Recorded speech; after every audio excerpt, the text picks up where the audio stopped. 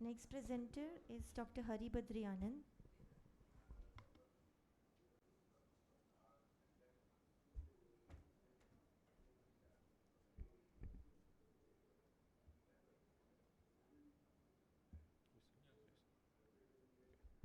A very good morning to one and all.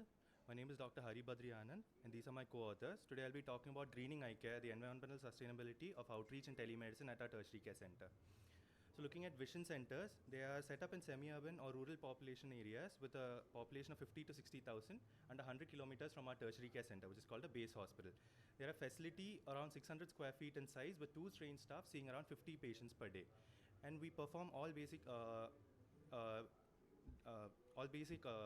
procedures that are done at an ophthalmic hospital, including registration, BP recording, and looking at the vitals of the patient.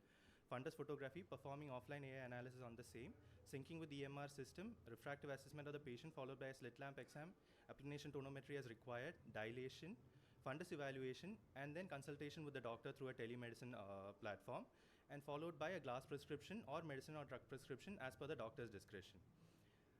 So looking at our center, which has 17 vision centers under it as of 2023, we analyze the numbers that we've seen over the years.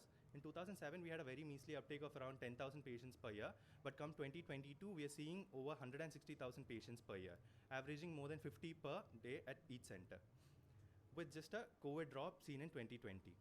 Now looking at 2022, we've seen north of 170,000 patients at the VC, with only 15,000 odd patients needing referral, which is just 9% of the patients that we've attended to, and 14,000 pairs of glasses being ordered and accepted at the center itself. The main takeaway point is that 90% of them completed their care at the vision center without need for further referral or travel, which cut down the travel requirements to the hospital. Now we wanted to quantify whatever carbon emission reduction that we've achieved through transport emissions reduced in this program. We came upon a very interesting paper under the India GSG program termed the WRI, which gave us very specific transport emission factors for vehicular norms that are set in India. Now we had a retrospective analysis of our 2022 data wherein we looked at the cumulative distance reduced due to intervention at the vision center level. And I'd like to draw your attention to this point. We achieved close to a reduction of 1 crore kilometers covered for all the patients involved. Now looking at this cumulative visit total, nearly 90% of the patients who were treated at the vision centers itself worked around 20.6 million kilometers of travel reduced, which equaled 3,000 tons of carbon dioxide emissions saved and 130,000 trees planted. Looking at the COVID model, we had a very interesting work that came out during that point of time, which got published in the WHO bulletin, which said that even during the first wave and the second wave, the primary centers, which is the vision centers, had a good uptake of patients. That is near 70% to 80% of the normal caseload could access the vision centers and avail healthcare at their point of choice. So we wanted to leverage the same and reduce carbon dioxide emissions across the spectrum during our COVID crisis, wherein we came up with 2 models. This is the same-day surgery model, reducing the need to a single base hospital visit, wherein just the operative visit would be taken care of at the base hospital and pre- and post-operative would be handled at the VC. And the post-operative visits, wherein ease of travel would be increased and there would be lesser patients who are lost to follow-up, wherein only the post-operative visit would be taken care of at the VC. Now looking at the carbon dioxide emissions that we have reduced during the looking at the same-day surgery model, we've reduced around 48 tons in 2022 alone. And looking at the post-operative day visits, nearly 27% of our total cataract surgery load are addressed off at the vision centers as of today, and we've reduced around 300 tons of carbon dioxide emissions on the same.